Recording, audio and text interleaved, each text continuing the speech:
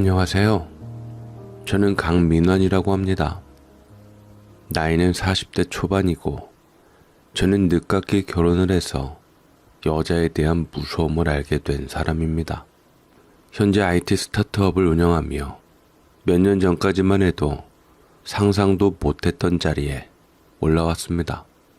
수십억대 자산가가 되었다고 하면 다들 성공한 삶이라고 생각하겠죠. 저도 제가 이런 삶을 살게 될지는 모르고 막연하게 제가 옳다고 생각한 일을 밀고 가게 되어서 이 자리까지 오게 되었습니다. 인생은 반은 운이고 반은 노력인 것 같다는 생각이 들었네요. 하지만 제 인생을 처음부터 들여다본다면 그게 얼마나 버텨낸 결과인지 알게 될 겁니다. 사실 저는 가난하게 태어났고 가진 게 하나도 없는 사람이었습니다. 물론 처음부터 없었던 건 아닙니다. 비록 가난한 삶이었지만 가족인 부모님도 있었고 형도 있었습니다. 하지만 그날 이후 모든 게 사라지게 되었습니다. 아직도 선명합니다. 제 나이 12살, 초등학교 5학년의 나이에 참으로 시리도록 차가운 겨울날 아스팔트 위에 펼쳐진 비극을 말이지요. 우리 가족은 시골에 살고 있었습니다. 아버지는 하루하루 손님을 태워서 먹고 사는 택시기사였고 어머니는 마트에서 일하며 가족을 하루하루 지탱하셨습니다. 형은 항상 저를 챙겨줬고 우리는 서로의 버팀목이었기에 저는 형이 세상에서 가장 의지할 만한 사람이었습니다. 부모님보다 더 의지하는 사람은 형이었기에 형은 제 인생의 전부였죠. 부모님은 그런 저희 형제들을 항상 흐뭇하게 바라보시고는 하고 자주 어울리게끔 산으로 들러 여행을 많이 하려고 노력하셨죠. 가족이 정말 세상에서 제일 소중하구나. 너희 둘이 그렇게 우애가 좋으니 아버지는 밥 안 먹어도 배부르다. 저희 부모님께서는 그렇게 말씀을 하셨고 형은 그럴수록 저를 더 아끼며 챙겨주었습니다. 저희는 그날도 바다로 여행을 갔다가 집으로 오는 길이었습니다. 어머니가 추운 겨울 바다를 보고 싶다고 해서 다 같이 들른 것이었는데 눈발이 흩날리는 도로 그리고 갑작스러운 중앙선을 넘어 역주행한 차의 충돌로 인해서 베테랑 운전기사였던 아버지는 속수무책으로 당하실 수밖에 없었습니다. 너무나도 순식간에 끔찍한 소리와 함께 차가 뒤집혔고 저는 정신을 잃었습니다.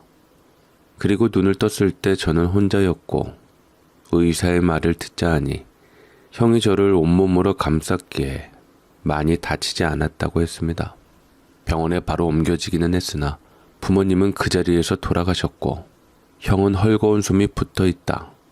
응급실에서 끝내 숨을 거두고야 말았습니다. 형도 고작 그때 14살의 나이였을 뿐이었습니다. 중학생이 되어서 파릇파릇한 꿈을 꾸며 가족을 위해 살려던 형이었는데 형은 나를 감싸려다 세상을 떠나고야 말았던 것이었습니다. 민원아, 너는 살아야 돼. 제가 기억하는 형의 마지막 목소리였고 저는 그런 형을 붙잡고 오열을 하며 통곡을 했습니다. 그 슬픔은 이루 말할 수 없이 가혹했고 제 몸이 산산이 부서지는 그 충격보다 더했기에 저는 한동안 말을 못하고 실어증에 걸렸습니다. 그 순간 이후 제 삶에서 가족이라는 단어는 사라졌습니다. 저는 말수가 적고 얌전하며 기 한 번 제대로 못 펴는 내성적인 사람으로 자랐고 여기저기 동냥하듯 제 집 하나 없이 친척집을 전전하며 살았습니다. 하지만 그건 살았다라고 할 수 없는 생활이었습니다. 창고나 다름없는 물건이 가득 쌓인 한 칸에서 생활해야 했는데 새벽마다 심부름을 해야 했고 때로는 밥도 제대로 못 먹었을 적이 많았죠. 삼촌은 대놓고 저를 짐짝 취급했습니다.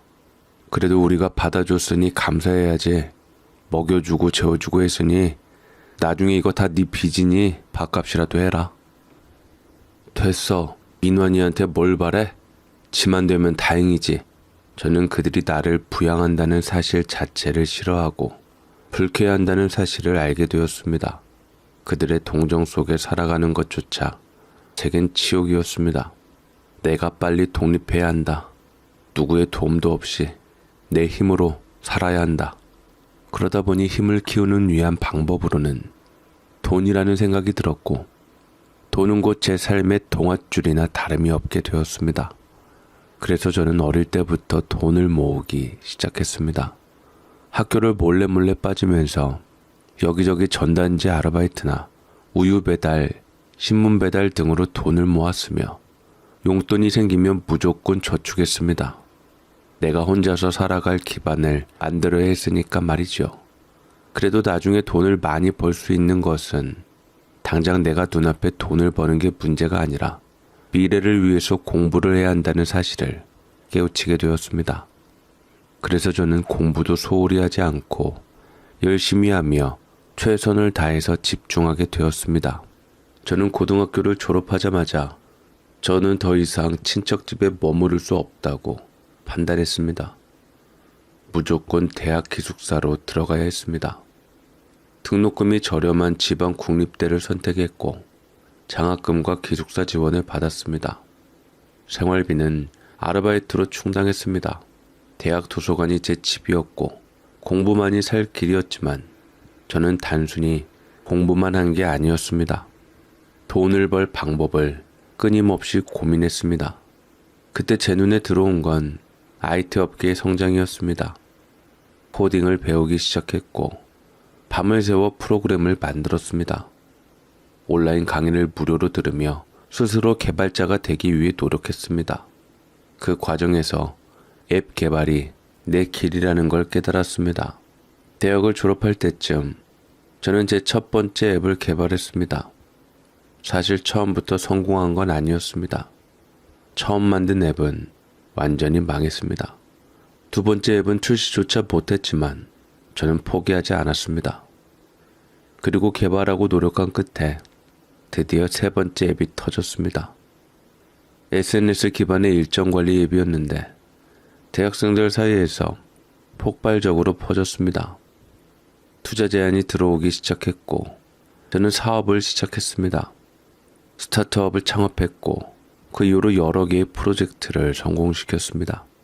그리고 어느 순간 저는 억대 매출을 기록하는 IT 기업의 대표가 되어 있었습니다.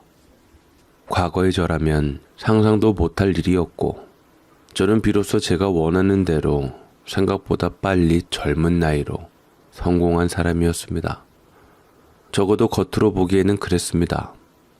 제 사업은 빠르게 성장하고 있었기에 좀 더 과감하게 투자 유치를 고민하며 본격적인 확장을 계획하고 있었습니다. 언제나 숫자, 계약서, 개발 계획이 제 삶의 중심이었지만 나이가 먹을수록 제 삶엔 한 가지가 비어 있었습니다. 바로 제 곁에는 아무도 없다는 사실이었습니다. 저는 혼자였습니다. 부모님을 잃은 후 지금까지 살아오면서 항상 혼자였고 이제는 익숙해졌다고 생각했지만 사실은 아니었습니다. 하지만 여자를 만날래도 다 제 돈을 보고 접근하는 여자들이었고 사람을 쉬이 믿을 수가 없었기에 저는 여자를 만나도 정이 쉬이 가질 않았습니다.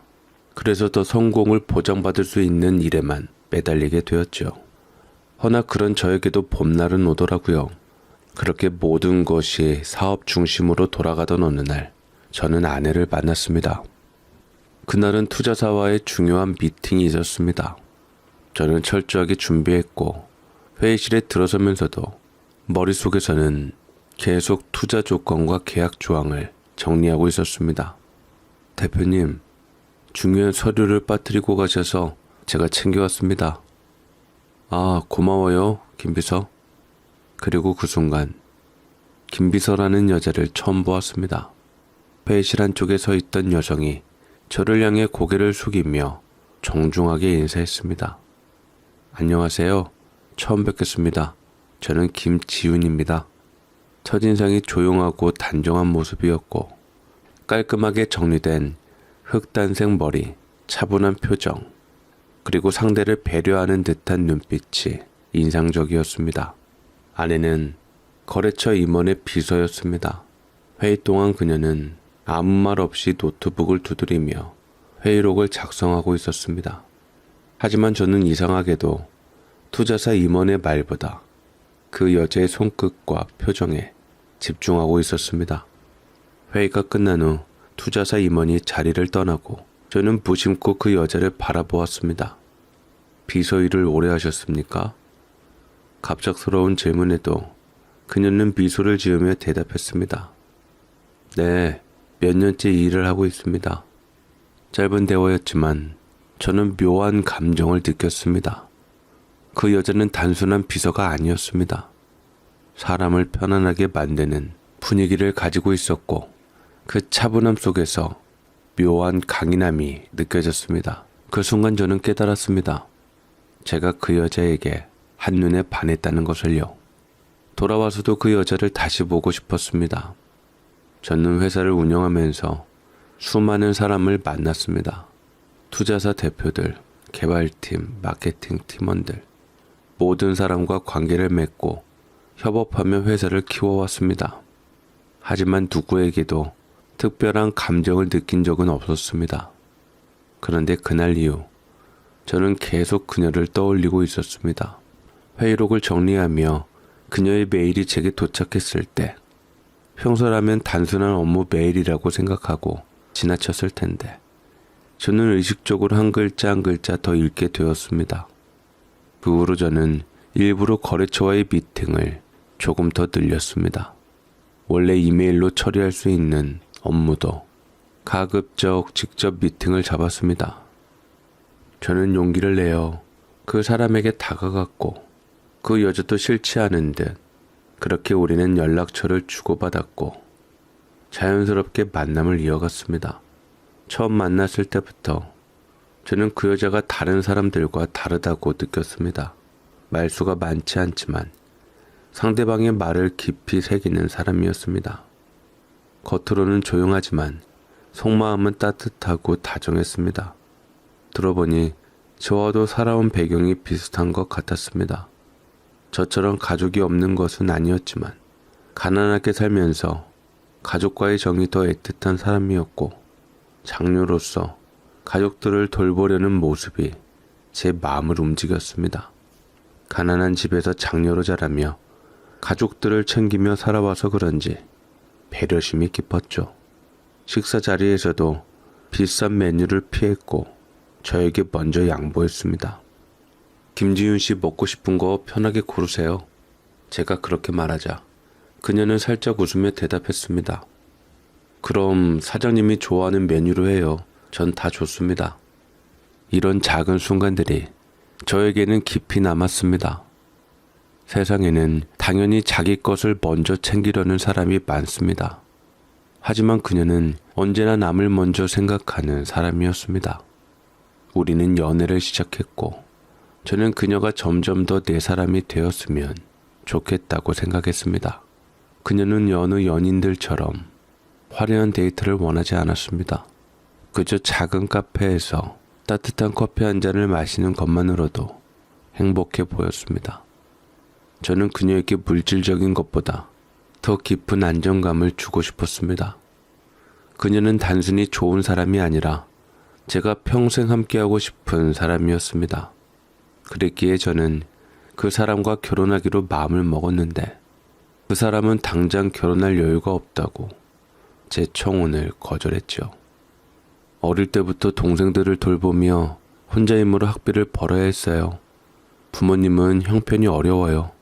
제가 가진 돈도 없고 당장 결혼 준비를 도와줄 여유가 없어요. 아내는 당시 저를 좋아하지만 돈 때문에 결혼을 하는 것을 망설이고 있었고 저는 돈이 있었기에 그런 그녀가 절대 돈 때문에 걱정하지 않도록 해주고 싶었습니다. 이건 우리 결혼을 위한 거니까 편하게 써요. 이게 뭐예요? 열어봐요. 아내는 통장을 열어보더니 입을 다물지를 못했습니다. 통장 안에는 5천만 원이라는 돈이 있었고 그것은 제가 안 사람에게 준 돈이었습니다. 그 돈으로 예단, 예물, 혼수를 준비할 수 있도록 했습니다. 아내는 처음에는 당황했지만 결국 눈시울을 붉히며 말했습니다. 정말 감사합니다. 미나 씨 덕분에 저희 부모님께도 부담을 덜어드릴 수 있게 됐어요. 아내는 그 돈이 사랑과 배려에서 나온 것임을 알고 진심으로 감사해야 하는 사람이었습니다. 저는 그런 아내를 더 깊이 사랑하게 되었습니다. 결혼을 준비하는 과정에서 아내는 비싼 결혼식을 원하지 않고 화려한 혼수를 바라지도 않았습니다. 그저 우리가 함께할 수 있는 삶을 원했습니다. 결혼식 날 그녀는 단아한 웨딩드레스를 입고 저를 바라보았습니다. 눈물이 맺힌 채로 하지만 누구보다 행복한 얼굴이었습니다. 저는 그 순간 깨달았습니다. 나는 지금까지 많은 것을 가졌지만 이렇게까지 행복한 순간은 처음이구나. 아내는 저에게 가족이 되어 주었습니다. 제가 오랜 시간 잃어버렸던 진짜 내 편이 되어줄 사람이라고 저는 굳건히 믿었습니다. 그리고 제가 준 5천만 원이라는 혼수는 3천만 원이 그대로 다시 제 손으로 돌아오게 되었지요. 그래서 저는 아내가 더 좋고 사랑스러웠습니다. 하지만 결혼 후 저는 한 가지 중요한 사실을 깨달았습니다. 결혼은 단순히 두 사람만의 일이 아니다라고 말이죠. 저는 아내와 결혼했지만 결혼을 했기에 아내의 가족과도 얽히게 되며 가족이라는 이름으로 불리게 되었습니다. 저같이 부모님은 제게 처음에 잘해주셨습니다. 백년손님이라는 이름에 걸맞게 아들 이상으로 제게 챙겨주고 잘해주며 제 가족사를 들으시고는 저를 감싸려고 노력했지요. 그래서 저는 장모님이 따뜻하게 차려준 밥상에 몇 번이나 눈물을 흘리기도 하고 앞으로 이분들이 내가 모셔야 할 부모님이구나 뼈저리게 느꼈습니다. 하지만 그러던 어느 날 장모님이 저를 따로 부르셨습니다. 민환아, 네가 집에 들어온 지 얼마 안 됐는데 이런 부탁을 하려니 참 미안하구나. 네, 편하게 말씀하세요, 장모님. 제가 들어드릴 수 있는 것은 다 들어드릴게요. 저는 그렇게 말을 하게 되었고 말뿐만 아니라 장모님께 감사한 것이 많았기에 제가 할 수 있는 일이라면 다 들어드리고 싶은 마음이었습니다. 저기 자네 처남이 성적이 좋아서 해외 대학원에 합격했는데 거기서 생활하려면 기본적인 통장 잔고가 필요하다고 하는데 혹시 돈 좀 빌려줄 수 있지 않나? 내가 듣기로는 지훈이가 자네한테 받은 돈을 아껴 써서 3천만 원 정도 남겼다고 하던데. 아, 네, 하지만 그건 그럼 3천만 원을 드리면 되는 건가요? 처남의 대학원을 가는 것은 축하할 일이었습니다. 하지만 장모님의 다음 말은 저를 당황스럽게 만들었습니다. 물론 어차피 제가 아내에게 준 돈이니 처가에 간들 크게 아깝진 않지만 이렇게 대놓고 돈 요구는 당황스럽기만 했죠. 하지만 장모님의 부탁은 그 3천만 원이 끝이 아니었습니다. 생활비랑 통장 잔고까지 준비하려면 네가 좀 도와주면 좋겠는데 자네가 여유가 있으니 자네 동생이라고 생각하고 유학을 조금 생각해주면 어떻겠나. 미국이라 좀 비싸긴 하더라고. 한 1억 정도. 처남을 위해 필요한 돈은 거액이었습니다. 일반적인 등록금 정도가 아니라 생활비와 초기 자금까지 감당해야 하는 수준이었습니다. 저는 고민했습니다. 물론 가족이기는 하지만 결혼했다고 해서 처남의 학비까지 내가 감당해야 할 이유가 있을까? 내가 도와주는 게 당연한 걸까? 제가 이기적이라서 그런지 아무리 사랑하는 가족이라도 이건 좀 세다는 생각이 들더라고요. 저는 고민 끝에 결국 거절했습니다. 죄송합니다, 장모님. 그건 제가 도와드릴 수 있는 범위를 넘습니다. 그래? 그렇지? 역시 자네에게도 좀 무리이긴 하지. 네, 장모님, 죄송해요. 장모님은 당황한 듯 했지만 강하게 나오지는 않았습니다. 그렇게 일단은 넘어갔다고 생각했습니다. 하지만 그것이 끝이 아니었습니다. 며칠 후 아내가 처남 일에 대해 조심스럽게 말을 꺼냈습니다. 여보, 우리 가족이 많이 힘들게 하지? 얼마 전에 당신한테 엄마가 어려움 부탁했다고 걱정하시더라고. 아니야, 장모님이 날 아들처럼 생각하시니 그럴 수도 있지. 고마워.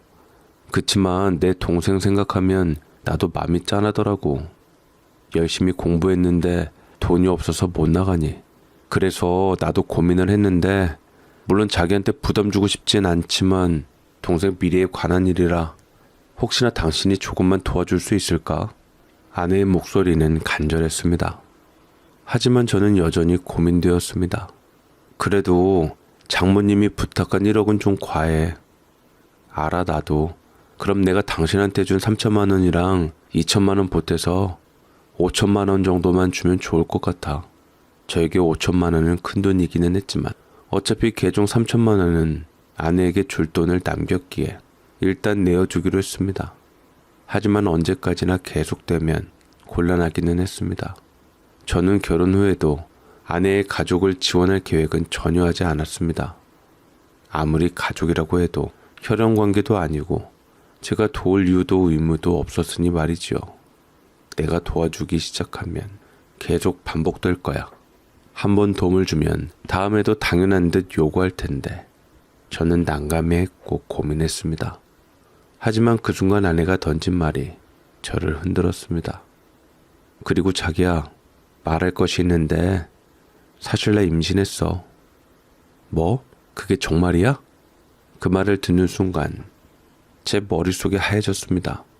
아이를 가진다는 건 저에게도 큰 기쁨이었습니다. 하지만 아내는 힘든 표정으로 말을 이었습니다. 근데 요즘 스트레스를 너무 받아서 그런지 병원에서도 조심하라고 했어. 이런 상황이 계속되면 혹시 유산할 수도 있다고.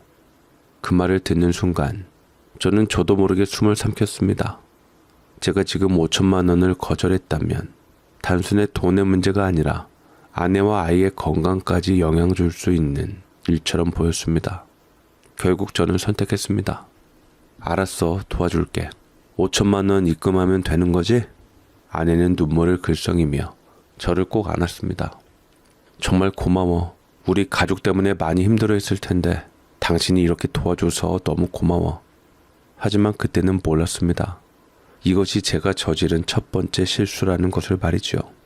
5천만 원을 보낸 후 모든 것이 조용해졌습니다. 적어도 저는 그렇게 생각했습니다.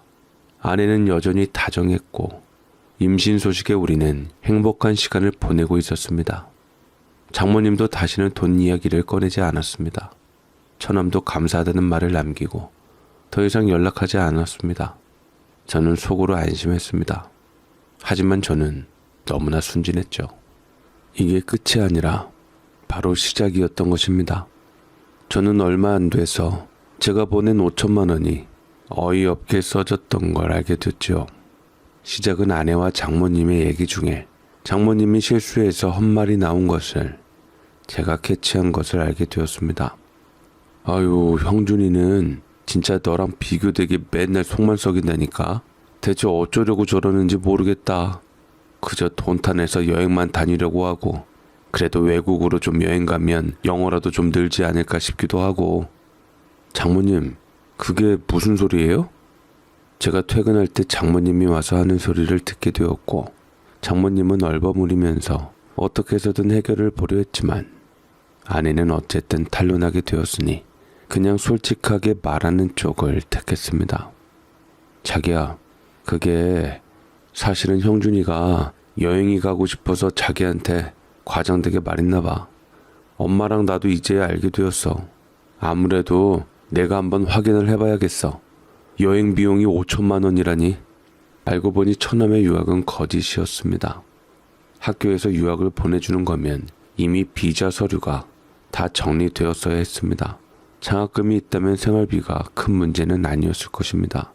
그리고 무엇보다 돈이 필요하다는 말만 할 뿐 구체적인 설명이 없었습니다. 저는 직접 확인하기로 했고 처남이 다녔던 대학 홈페이지를 검색했습니다. 해외 유학 지원 프로그램을 확인했지만 생활비를 본인이 부담해야 하는 코스는 존재하지 않았습니다. 처남과 같은 과를 다녔던 지인을 통해 살짝 떠봤습니다. 그리고 충격적인 사실을 알게 되었습니다. 처남은 애시당초 여행이 목적이지 유학을 갈 계획이 전혀 없었습니다. 학교에서도 그런 프로그램이 존재하지 않았습니다.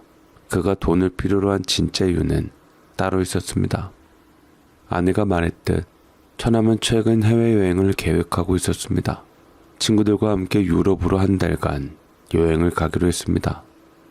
여행을 가기 위해 필요한 비용이 꽤 컸습니다. 처남은 여행 경비를 마련하기 위해 가족에게 손을 벌리기로 했습니다.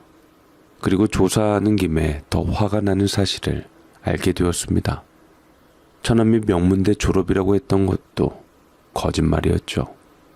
처남은 실제로 명문대에 다닌 것이 아니라 그 대학교 부설 평생교육원을 수료한 것이었습니다. 졸업장이 아니라 단순한 수료증만 있는 상태였습니다. 결국 그는 저와 아내, 그리고 장모까지 속이며 자신의 이미지를 부풀려왔던 것이었습니다. 저는 한숨을 쉬었습니다. 이게 대체 무슨 일이야? 아무리 철이 없기로서니 나이가 몇 개인데 여행을 가고 싶다고 몇 천만 원을 내게서 가져갈 수가 있냐고. 저는 차분하게 하려고 했지만 자꾸만 감정이 튀어나오는 게 막막했습니다. 아내는 제게 계속 미안하다고 사과를 할 뿐이었죠. 아내는 결국 입을 가리고 고개를 숙였습니다. 아내는 망연자실한 표정이었습니다. 하지만 저는 더 중요한 말을 해야 했습니다. 그리고 너 그거 알고 있었어? 처남이 명문대를 나온 것도 아닌 거? 아내는 벌떡 고개를 들고 충격을 받은 듯 제 눈을 마주 보았습니다. 그게 무슨 소리야? 아니야, 내 동생 연대 나온 거 맞아. 아니, 졸업 명단에 처남 이름이 없어. 명문대 졸업한 게 아니라 그냥 그 대학 평생교육원 수료만 했더라고. 아내는 아무 말 없이 입술을 꽉 깨물었고 그 다음 아내는 뜻밖의 예상 밖의 반응을 보였습니다. 그래, 그렇다 치자. 그럼 뭐? 그게 가족끼리 어느 대학 나온 게 그렇게 중요한 거야? 뭐? 아니, 막말로 동생이 해외여행을 가든 뭐라든 가족끼리 그렇게 철두철미하게 따질 필요가 있냐고. 당신 동생이 좀 그렇게 했다고 생각하면 안 돼? 내가 임신했는데 지금 와서 그런 걸 파헤치면 뭐가 달라지는데? 아내의 목소리는 점점 격앙되었습니다. 우리 동생 5대 독자라서 사랑 많이 받고 자랐어. 이런 일 때문에 기죽으면 당신이 책임질 거야? 그 순간 저는 깨달았습니다. 뭔가 잘못되었구나 하고요. 아내는 대체 왜 그랬는지 몰라도 그 순간만큼은 제가 아는 현명한 아내가 아닌 것 같았습니다. 임신하면 호르몬 영향으로 판단력이 흐려질 수도 있나 싶기도 했고 아내가 되려 이렇게 나오니 가슴이 답답했습니다. 처남이 해외 유학을 핑계로 돈을 요구했던 사실에 들통난 뒤 저는 더 이상 처남을 믿지 않았습니다만 처남은 가져간 돈을 쉽게 포기하지 않았습니다. 그러다 무슨 마음의 변화가 생겼던지 처남이 갑자기 태도를 바꿔 찾아왔습니다. 매형말이 맞았어요. 나도 현실을 직시해야 할 것 같아요. 근데 돈은 이미 다른 데 써버리기도 했고 원래 누나한테 주려고 했던 돈 남긴 거 저한테 준 거니까 제가 갖고 있을게요. 대신 외국 유학은 포기할 테니까 그냥 취직이라도 할 수 있게 도와주세요. 뭐라고? 그게 말이 된다고 생각해? 이미 매형이 아신 거 저도 노력하는 거예요. 매형 감정으로 제가 괘씸하게 보일 수도 있겠지만 제 딴에도 애쓰고 있는 것도 좀 봐주세요. 처음엔 믿을 수 없었습니다. 평소 처남의 게으르고 무책임한 성격을 잘 알고 있었기 때문입니다. 하지만 아내가 간절한 표정으로 제 손을 붙잡았습니다. 여보, 이번엔 형준이도 진심인 것 같아. 이제 정신 차린 거잖아. 도와주면 안 돼? 사람이 그렇게 정신이 일찍 차려져? 나는 처남이 이렇게 나를 속일 줄은 몰랐어. 솔직히 저는 내키지 않았습니다. 제 회사에 처남을 불러오는 것도 문제가 많을 것 같았을 뿐더러 낙하산은 말도 안 되는 이야기였습니다. 실력 있는 사람들이 모인 곳이었고 처남 같은 사람이 들어와서 회사의 분위기를 망칠 것이 뻔했습니다. 하지만 아내는 계속 저를 몇 날 며칠 졸라대었고 처남도 와서 정말 잘하겠다고 제게 애원을 하니 결국 저로서도 간청을 뿌리치기가 어려웠습니다. 회사에서 제일 간편하고 쉬운 단순 노동을 시키겠다고 마음먹고 일단은 알겠다고 했습니다. 그래, 대신 처남한테 한 가지만 전해. 회사에서는 친인척이라고 봐주는 거 없다. 실력으로 증명해야 해. 고마워 여보.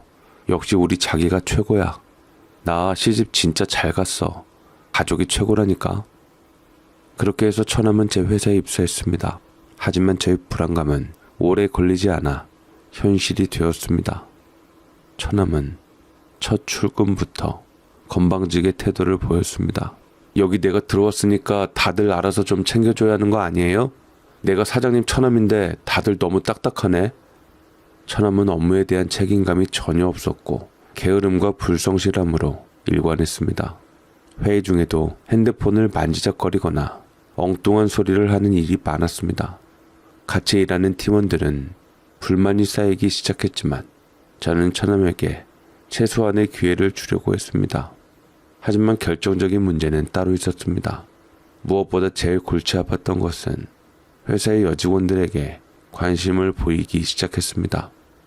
특히 오래된 핵심 직원 중 한 명에게 유독 심하게 들이댔습니다. 그 여직원은 회사의 성장에 큰 기여를 한 유능한 사람이었고 개인적으로도 신뢰하는 직원이었습니다. 밥 한 끼 사줄 테니까 우리 퇴근하고 만나요. 우리 어려운 사이 아니니까 우리 편하게 지내요. 내가 사장님 처남인 거 알죠? 이 회사에선 나 무시하면 바로 퇴사하는 거예요. 처음엔 가볍게 거절하던 여직원도 점점 불쾌감을 드러냈습니다. 그리고 결국 참지 못하고 사표를 던졌고 저는 그 직원을 어떻게 해서든 잡으려고 했지만 직원은 소스라치게 놀라며 학을 뗐습니다. 제가 오죽하면 그러겠어요? 아무리 돈을 많이 준다고 해도 저런 직원을 채용하는 회사에 근무할 수 없습니다. 사장님도 정에 이끌리지 마시고 판단 잘하세요. 저런 사람 있으면 회사에 악영향만 끼칠 뿐이에요. 한 과장 그러지 말고 다시 한번 생각해봐. 우리 개국공신이나 마찬가지인데 내가 한 과장한테 얼마나 의지하고 있는지 잘 알잖아. 우리 회사는 한 과장 없으면 안 돼. 죄송합니다, 사장님. 어차피 조만간 결혼도 앞두고 있어서 회사를 어떻게 해야 할지 고민이었는데 그래도 어떻게 처남분 덕분에 정리가 되기는 했네요. 사장님을 위해서 제가 말씀드리는 거지만 앞으로 회사 잘 지키시려면 판단 제대로 하시는 게 좋을 듯 싶습니다. 이렇게 직원은 제게 충언을 남기고 떠나버렸고 회사 사람들 건드려서 너무 화가 난 저는 처남을 불러 따로 이야기했습니다. 너 지금 뭐 하는 짓인지 알아? 그 직원이 얼마나 중요한 사람인지 네가 아냐고. 뭐 그리 대단한 사람이라고요. 사람 하나 나가면 또 뽑으면 되죠. 제가 뽑을게요. 네가 뭔데 내 회사 직원을 뽑아? 너 사람을 그렇게 쉽게 생각해? 너 때문에 회사 분위기가 엉망이 됐어. 처남은 사과 한마디 없이 오히려 뻔뻔했습니다. 저는 참을 수 없었습니다. 그러던 때에 갑자기 처남이 이상한 소리를 했습니다. 아무래도 뭔가 있는 것 같은데 혹시 그 여자랑 무슨 사이라도 됐었어요? 아니면 이렇게까지 화낼 이유가 없잖아요. 뭐라고? 제가 지나가다가 들어서 혹시나 증거로 남겨놨는데 보니까 뭐 한 과장한테 많이 의지하고 있다는 둥, 너 아니면 안 된다는 둥 이런 말씀 하셨잖아요. 어떻게 매형이 임신한 우리 누나 냅두고 그럴 수가 있어요? 얼토당토 않게 제가 한 말을 딱 편집해서 내미는데 그 황당함이란. 그 순간 제 인내심이 완전히 바닥났습니다. 이제는 더 이상 두고 볼 수 없었습니다. 너 당장 나가. 그리고 2번 다시 내 회사 근처에도 오지 마. 후회하실 텐데요. 정말 절 내쫓고도 이 회사가 온전하게 잘 꾸리실 수 있을 거라 생각하세요? 2번 말 안 한다. 당장 내 눈앞에서 사라져. 결국 저는 처남을 회사에서 내쫓았는데 갑자기 장모님께 연락이 왔더라고요. 아내가 진통이 시작되었다고 말이지요. 그것도 하필 처남을 내쫓은 날 아내가 출산을 했고 장모님한테 급히 전화가 오게 되었습니다. 저는 일단 처남의 감정은 배제하고 부랴부랴 아내의 출산병원으로 달려갔는데 또 이게 감정인지라 아이를 보는 순간 제 모든 미운 감정이 사라져버리더라고요. 너무나도 작고 소중한 생명, 그저 사랑하고 지켜주고 싶은 내 아이였고 옛날 그리운 가족들을 생각해내며 드디어 내가 지켜야 할 가족이 여기 있구나 생각했습니다. 하지만 그 행복도 잠시 처남이 곧장 모습을 드러내며 제 행복을 깨버렸고 주저리 말도 안 되는 소리를 아내와 장모님께 늘어놓기 시작하는데 아내가 처남의 소식을 듣자마자 저에게 성난 황소처럼 소리를 질렀습니다. 진짜 너무하네. 당신은 가족이라는 걸 몰라? 동생이 잘못할 수도 있지. 그렇다고 그렇게 매몰차게 내쫓아야 해? 내 동생을 무시하고 쫓아낸 주제에 무슨 내 남편이고 내 아이의 아빠야? 아니 여보, 내 말은 그게 아니라. 아내는 병원 침대에서까지 소리를 질렀습니다. 꼴도 보기 싫어. 나가.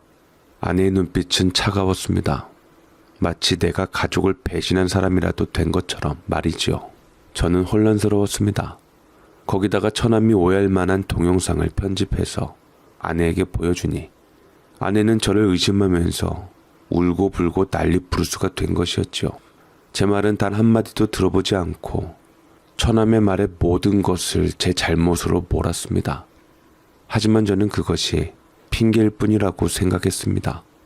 그것보다 처남을 회사에서 내보냈다는 것이 중심이었습니다. 내가 잘못한 걸까? 가족이라면 한도 끝도 없이 퍼줘야 하는 걸까? 진정한 가족이라면 내 것을 끊임없이 바라는 걸까? 그날 정말 많은 감정이 교차했습니다. 하지만 아이를 낳은 아내를 위해 참아야만 했죠. 그리고 저는 당분간 내 집에 못 들어가고 회사에서 있어야만 했습니다. 내 돈 주고 산 내 집인데도 아내가 비밀번호를 바꿔버려 집으로 못 들어오게 만들었습니다. 참으로 서럽고 그랬지만 그래도 제 아이를 낳은 여자이기에 웬만하면 저도 참아주고 싶고 남자가 참는 것이 가정을 지키는 일이라고 생각했습니다. 그러던 중 회사 업무를 보았을 때 계좌를 확인할 일이 있었는데 그런데 이상한 점을 발견했습니다. 다름 아닌 계좌에서 수천만 원이 빠져나간 것이었습니다. 순간 심장이 철렁 내려앉았습니다. 뭐지? 이 돈이 어디로 갔지? 거래 내역을 살펴보니 그 돈은 아내의 계좌로 옮겨져 있었습니다. 더 충격적인 것은 그 돈이 아내의 계좌를 거쳐 다시 다른 계좌로 이체되었다는 것이었습니다. 내 돈은 처남 계좌로 들어간 것뿐만 아니라 장인어른의 계좌로 거액의 돈이 흘러 들어가기도 했습니다. 기가 막히는군. 이건 단순한 가족의 배려 수준이 아니잖아. 처남이 내 돈을 빼돌린 것도 모자라 장인에게까지 돈이 흘러 들어간 것이었습니다. 그제야 퍼즐이 맞춰졌습니다. 처남이 돈을 원했던 건 유학 때문이 아니었습니다. 그가 유학을 포기한다고 한 것도 거짓말이었습니다. 저는 집으로 들어가서 초인종을 눌러도 안 열어주고 없는 척 문이 굳건하게 닫혀있길래 어차피 내 집이기에 열쇠 수리공을 불러서 도어락을 아예 뜯어버렸습니다. 그 안에는 아내와 처남, 아이와 장모님, 장인까지 다 있었고 그 광경을 보자니 나만 내쫓고 아주 단란하게 한 가족을 이뤄서 사람을 바보 만들었구나 하는 생각에 화가 났죠. 하지만 본론으로 들어와서 핵심만 짚었습니다. 당장 내 계좌에서 빠져나간 돈 설명해줘. 아내는 처음엔 시치미를 뗐습니다. 무슨 소리야? 난 돈 같은 거 손댄 적 없어. 나는 휴대폰 화면을 아내에게 들이밀었습니다. 공동계좌 내역, 송금 기록, 그리고 최종적으로 처남과 장인의 계좌로 흘러간 돈의 흐름. 아내는 표정이 굳어졌습니다. 그러더니 갑자기 감정을 폭발시키며 소리쳤습니다. 어떻게 애기엄한테 이럴 수가 있어? 지금 얼마 전에 출산한 여자한테 와서 돈 따지겠다는 거야? 나는 지금 몸조리도 해야 하고 아이도 키워야 하는데. 저는 가만히 쳐다만 보았고 이번에야말로 아내의 눈물에 속지 않기로 했습니다. 생각보다 제가 쩔쩔매고 냉담한 반응을 보이자 이게 아니라는 듯 처갓집 식구들이 제 눈치를 보며 방 안으로 들어가게 되었습니다. 누가 봐도 제 돈을 마음대로 건드린 것은 아내의 잘못이지요. 이렇게 되려 화낼 일이 아니라는 것쯤 최소한 처갓집 식구들은 판단을 했던지 거기에서 빠져버렸습니다. 뭔가 상황이 안 좋게 흐르자 처음엔 분노하던 아내는 이내 서럽다는 듯 울먹이며 제 손을 잡았습니다. 여보, 난 당신을 사랑해. 정말이야. 내 동생도 잘못한 건 알겠어. 실은 다 내 잘못이야. 내가 그냥 가족 도와주고 싶어서 그랬어. 당신이 너무 단호하니까 방법이 없었어. 다신 안 그럴게. 제발 나 용서해줘. 그래서 내 돈을 빼돌려서 네 동생이랑 장인까지 도와준 거야? 나 몰래 공동계좌까지 만들어가면서? 제가 표정에 미동이 없자 아내는 당황했지만 여전히 감성적으로 접근하려 했습니다. 여보, 우리 가족이야. 당신이 내 남편이고 우리 아이의 아빠잖아. 이런 걸로 우리 가정이 깨지면 안 되잖아. 그럼 장인 통장으로 들어간 건 어떻게 설명할 거야? 장인어른이 무슨 그리 큰 돈이 필요하셔? 아내가 할 말이 있었던지 또다시 나를 설득하기 시작했습니다. 여보, 아버지가 정말 오랫동안 고민하고 결심한 사업이야. 돌아가시기 전에 꼭 한번 본인 힘으로 사업을 이루는 게 소원이라는데 그냥 외면할 거야? 사위도 아들이잖아. 친아버지라고 생각하고 이번 한 번만 도와주면 안 돼?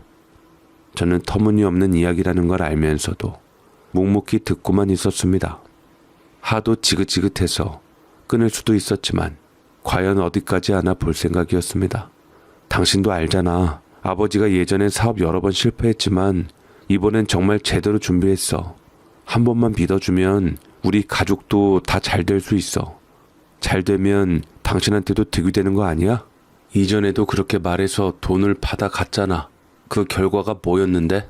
너희 가족한테 돈 들어가고 나는 돌려받은 게 단 한 푼이라도 있어? 이번엔 정말 달라. 이번만큼은 아버지도 철저히 준비하셨다니까? 저는 헛웃음을 지으며 말했습니다. 아내는 당황한 표정을 지으며 말을 바꿨죠. 이제 더 이상 대화할 가치가 없었습니다. 나는 직접 장인에게 전화를 걸었습니다. 장인어른, 제 돈 돌려주십시오. 내 전화를 받은 장인은 당황한 기색이었지만 곧장 나를 찾아왔습니다. 나는 딱딱한 표정으로 그를 맞이했죠. 어떻게 된 일인지 설명해 보시죠. 장인은 마치 째어진 연극을 하는 것처럼 제 앞에서 무릎을 꿇고 눈물을 글썽이며 말하기 시작했습니다. 저는 처음에 황당해서 장인어른을 일으키려고 했으나 한사코 마다하고 저를 밀쳤습니다. 민환아, 네가 어떻게 나한테 이럴 수가 있냐? 사위도 아들인데 네 친아버지가 무릎 꿇고 부탁하는 걸 외면할 거냐? 이번 사업만 성공하면 다 갚을 거다. 정말 약속한다.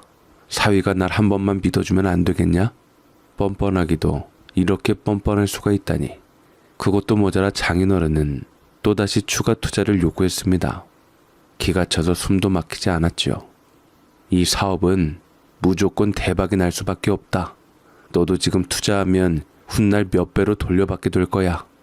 가만히 듣자 하니 가만히로 보이는 건지 이제 더는 참을 수 없었습니다. 좋아요. 그럼 대체 무슨 사업인지 한번 설명해 보세요. 좋아. 네가 드디어 들을 마음이 생겼구나.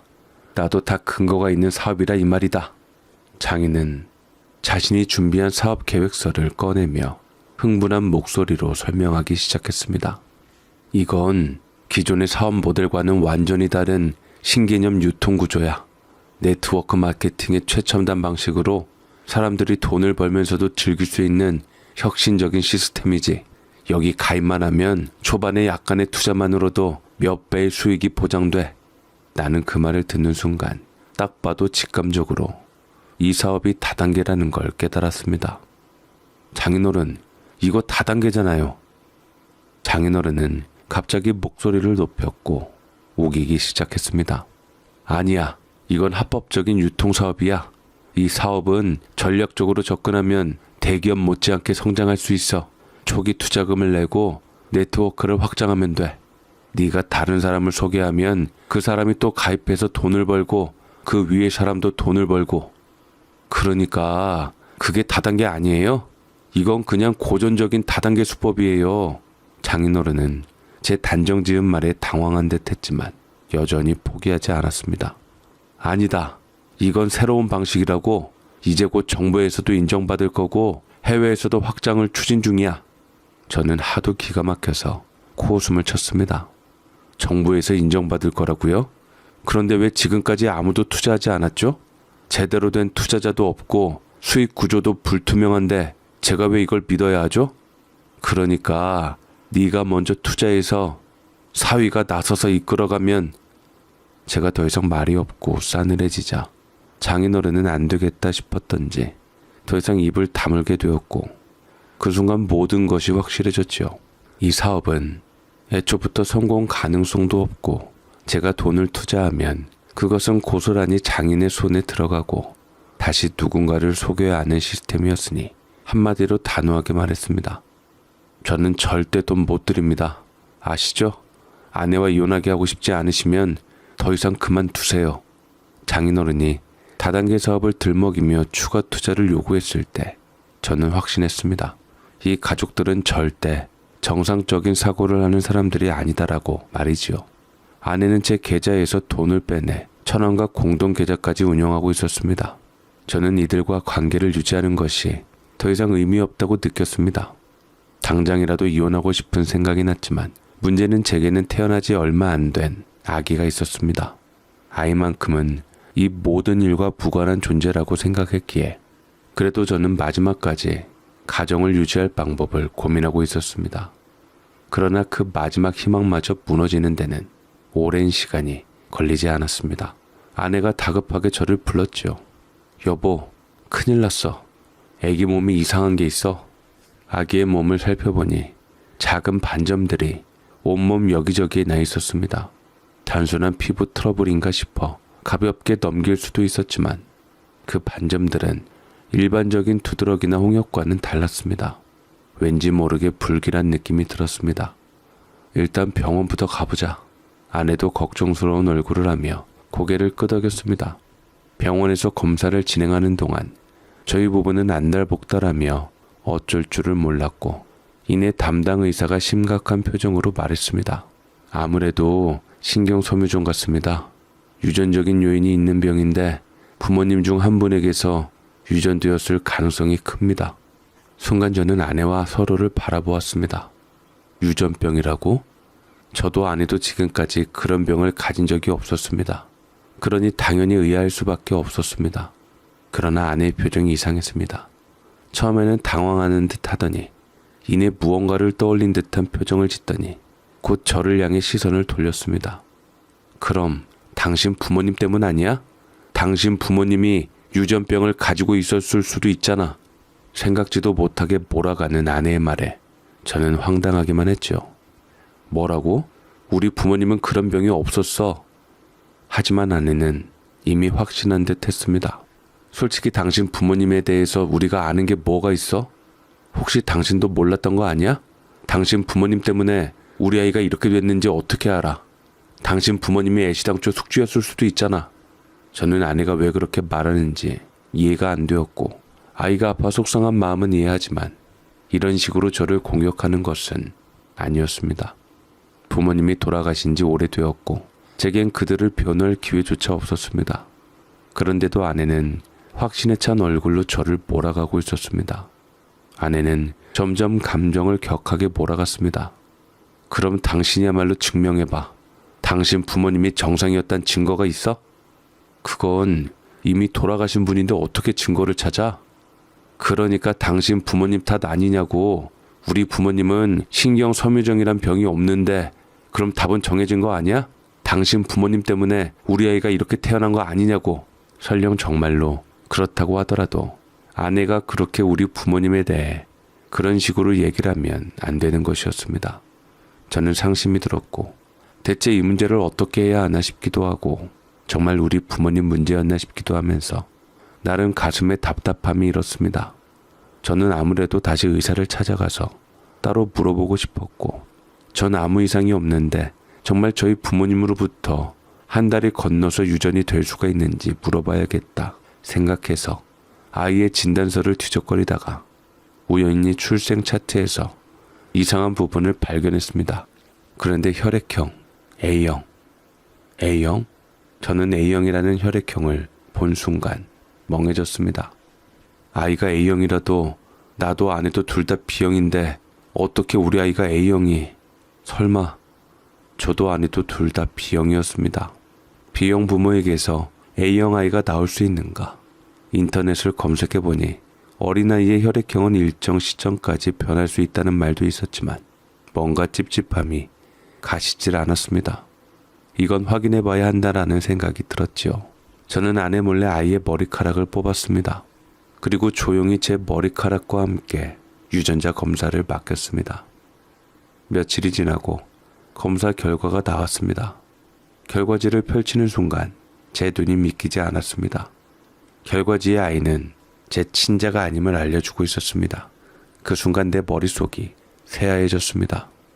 당연히 아내가 의심이 들 수밖에 없는 상황이었고 아내가 나에게 유전병을 덮어 씌우려 했던 행동이 떠올랐습니다. 아내는 분명 모든 사실을 알고 있을 거라 생각했고 아이 또한 내 아이가 아님을 알고서도 들킬까봐 도리어 우리 부모님께 유전병을 뒤집어 씌워 뒤집었는지도 모른다는 생각에 저는 온몸을 부들부들 떨었습니다. 나를 속이고 나 몰래 다른 남자의 아이를 낳은 아이는 도저히 용서할 수가 없었습니다.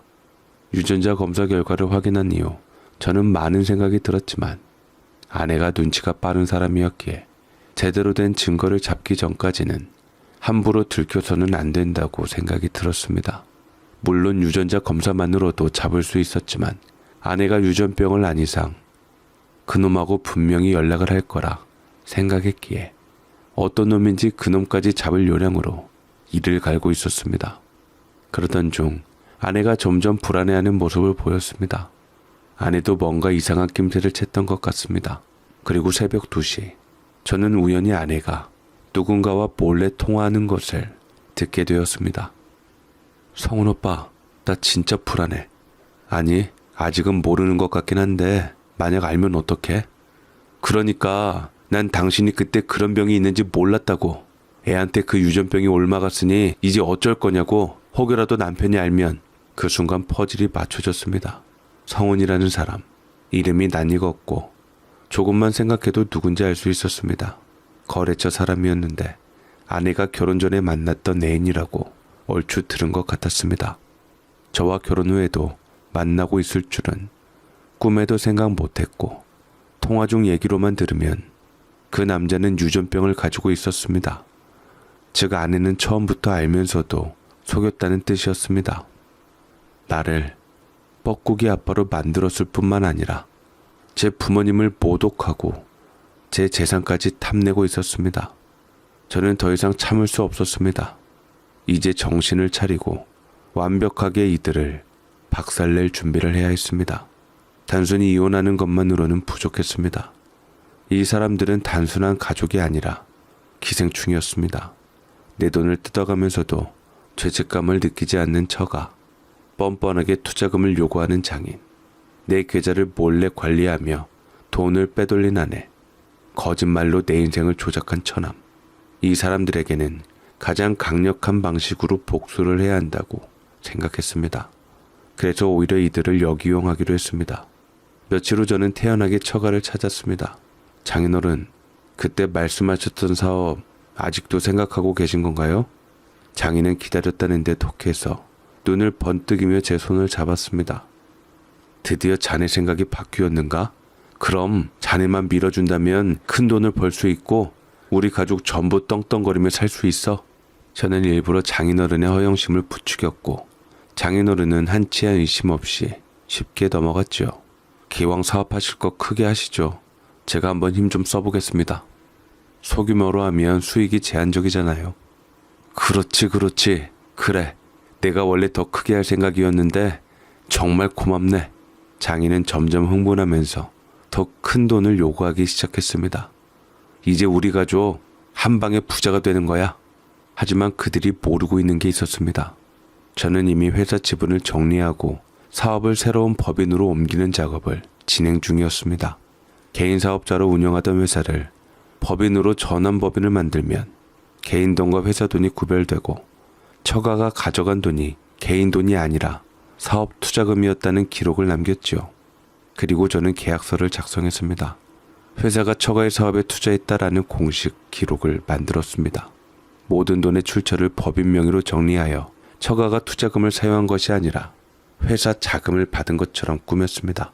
즉 처가가 내 돈을 가져갔다고 생각했지만 사실은 법인의 투자금을 빼돌린 것이 되었습니다. 이제 법인이 사라지면 처가는 법적으로 투자금 반환 책임을 지게 됩니다. 하지만 처가는 이미 그 돈을 다 써버렸기 때문에 빚만 남게 되는 구조였습니다. 신혼집을 부동산에 내놓고 내부 공사 핑계를 댔습니다. 조용히 법인을 매각하거나 부채를 정리한 후 법인을 해산할 준비들을 했습니다. 사업을 새로운 법인으로 이전하여 처가가 관련된 기존 법인을 공중분해, 이제 나는 완벽하게 떠날 준비를 끝마쳤습니다. 하지만 마지막으로 한 가지 해야 할 일이 남아 있었습니다. 저는 태연한 표정으로 아내에게 말했습니다. 내가 정리할 게 있으니까 오늘 저녁에 이야기 좀 하자. 아내는 이상한 낌새를 눈치채고 불안해했지만 결국 저녁에 마주 앉았습니다. 그 자리에서 저는 모든 증거를 하나씩 꺼내놓았습니다. 여보, 이게 뭐야? 저는 냉정하게 말했습니다. 그동안 내 돈을 가져간 줄 알았지? 그건 다 회사 돈이었어. 그리고 그 돈 이제 처가에서 돌려줘야 할 거야. 아내는 황급히 문서를 넘겨보더니 손을 부들부들 떨었습니다. 이게 무슨 말이야? 네가 네 계좌에서 빼돌린 돈, 네 동생한테 보낸 돈, 네 아버지 사업에 투자한 돈, 그거 전부 법인의 투자금으로 정리했어. 이제 법인은 없어지고 그 빚은 전부 처가가 지게 돼. 아내는 공포에 질린 얼굴로 중얼거렸습니다. 그럼 우리 가족을 다 빚쟁이로 만들어버리겠다는 소리야? 당신이 이렇게까지 해야 돼? 너희 가족 하나같이 나한테 한 짓을 생각해봐. 내가 당한 거 생각하면 더해도 부족해. 아내는 눈물을 흘리며 내 앞에 무릎을 꿇었습니다. 제가 모든 증거를 꺼내놓고 이혼 서류와 처가의 투자 사기 증거를 내밀자 아내는 창백한 얼굴로 문서를 읽고 있었고 영리한 만큼 서류에 대해 빨리 파악했기에 극도로 당황한 얼굴로 소리쳤습니다. 우리 가족이 망하게 생겼어. 제발 이거 취소해. 안 그러면 당신하고 이혼이야. 아내의 말에 저는 냉정하게 웃으며 답했습니다. 네가 원하던 대로 해줄게. 그렇지 않아도 바로 이혼 소송을 하려던 참이었으니까. 아내의 얼굴이 순간 하얗게 질렸습니다. 그녀는 내가 흔들릴 것이라 믿고 있었던 것 같습니다. 하지만 저는 이미 모든 정리를 끝낸 상태였습니다. 회사는 이미 법인 정리를 마쳤고 내 돈은 안전한 곳으로 옮겨졌습니다. 신혼집도 이미 매각 완료. 더 이상 내 이름으로 된 재산은 없습니다. 처가가 법적으로 떠나야 할 빚만 남아있을 뿐입니다. 아내는 울며 제 손을 붙잡았습니다. 여보, 한 번만 봐줘. 우리 아이도 있고 우리 가족이잖아. 아이를 봐서라도 우리 식구들 한 번만 봐줘. 어? 아내의 악어의 눈물 앞에서 저는 차갑게 손을 뿌리쳤습니다. 하민이는 내 아이가 아니잖아. 끝까지 내 아이라고 언제까지 속일 거야? 그것도 모자라 뭐? 유전병? 내 아이도 아닌데 내 부모님까지 들먹이면서 유전병을 덮어씌워? 당신이 처남이나 장인어른보다 제일 뻔뻔스럽고 나빠. 아내는 모든 것을 들켰기에 그대로 주저앉고 말았고 장인어른은 계속 듣고 있다가 참다 못해 얼굴을 붉히며 소리를 질렀습니다. 장인은 이를 부드득 갈았지만 이미 돌이킬 수 없는 상태라는 것을 알고 있었습니다. 결국 그는 손에 쥔 것도 없이 빚만 떠안고 몰락한 상태였습니다. 그때 처남이 분노에 찬 얼굴로 저를 노려보며 소리쳤습니다. 매영, 내가 그래도 친형이라고 생각하고 의지했는데 막말로 누나랑 결혼했으면 다 한 식구인데 네 돈 내 돈이 어딨어? 결혼한 순간 우리 부모님도 매영 부모님 된 거고 나도 매영 친동생이나 다름없잖아. 그러니까 매영 돈도 같이 쓸 수 있는 거 아니야? 가족한테 쓰는 게 아까워? 이런 말이 나오리라 예상했기에 저는 이미 마음의 준비를 하고 있었습니다.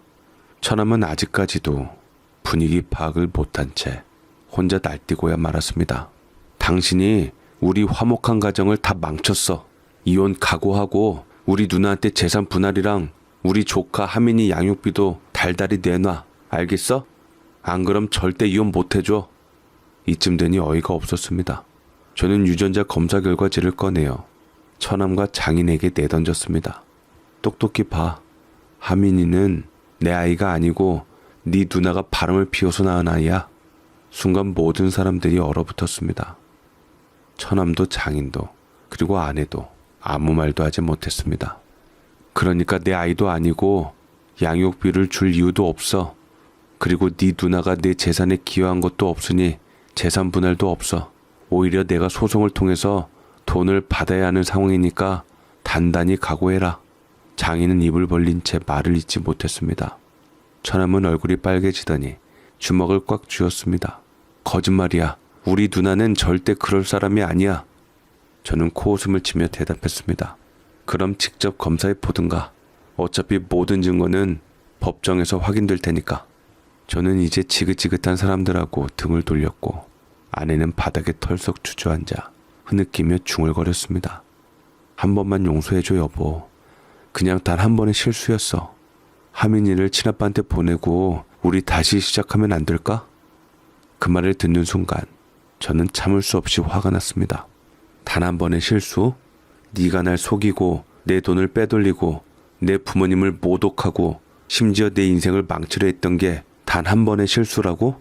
네가 날 속인 순간부터 난 이 순간을 준비하고 있었다. 내가 만약 돈이 없었다면 너희가 날 가족이라고 생각했을까? 다들 돈이 중요하지 않다더니 결국 누구보다 돈을 탐냈던 건 너희였어. 그 말에 처가 식구들은 더 이상 아무 말도 하지 못했습니다. 그 후 모든 것이 무너졌습니다. 장인의 다단계 사업은 투자금 사기 혐의로 고소당했고 주체 없이 날뛰던 처남은 신용불량자가 되어 집도 차도 모두 압류당했습니다. 아내는 친자 확인 검사에서 아이가 제 아들이 아니었던지라 법적으로 소송에서 승소해서 완전히 이혼이 확정되었고 저와의 모든 연을 끊어야만 했습니다. 그들은 제게 기대어 살던 삶에서 벗어나 스스로의 힘으로 살아가야 하는 현실을 맞닥뜨렸습니다. 그러나 그들에게 남은 것은 아무것도 없었습니다. 저는 모든 법적 절차를 마치고 처가와의 모든 관계를 끊은 뒤 새로운 사업을 시작했습니다. 더 이상 누군가에게 휘둘리지 않고 나 스스로 내 인생을 책임지는 삶, 배신당하지 않도록 철저한 대비를 하는 삶, 진정한 가족이 무엇인지 깨달은 삶. 저는 다시 가족이라는 탈을 쓴 기생충들에게 이용당하지 않겠다고 다짐했습니다. 지금은 혼자 살고 있습니다. 아직까지 여자에 대해서 그런지 다른 여자를 만날 생각은 안 생깁니다. 일단 일에 집중하고 나서 마음이 조금 여유로워지면 그때 다시 제 인생 동반자를 찾아볼 생각입니다. 제 사연 읽어주셔서 감사드립니다.